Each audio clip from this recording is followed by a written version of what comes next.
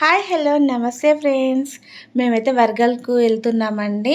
ఇది సిద్దిపేట జిల్లాలోనే ఉంటుంది వర్గల్.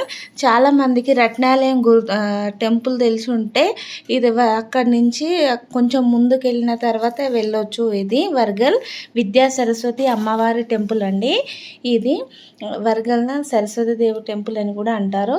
ఈ ఆలయంలో వసంత పంచమి శని త్రయోదశి రోజు భక్తులు చాలామంది ఎక్కువ వస్తారండి. ఈ అమ్మవారి జన్మ నక్షత్రమైన మూల నక్షత్రం రోజున ప్రత్యేక పూజలు కూడా జరిపిస్తారు ఫ్రెండ్స్. దీంట్లో ఇక్కడ వచ్చిన భక్తులకు మాత్రం ఎంత అసలు అక్కడి నుంచి వెళ్ళాలని అనిపించదు కూడా. అక్కడికి వచ్చిన తర్వాత నిజామాబాద్లో బాసరా టెంపుల్ ఎలా ఉన్నా అక్షరాభ్యాసానికి చిన్నపిల్లలకు ఈ వర్గల్ విద్యాసరస్వతి అమ్మవారి టెంపుల్ కూడా అంతే.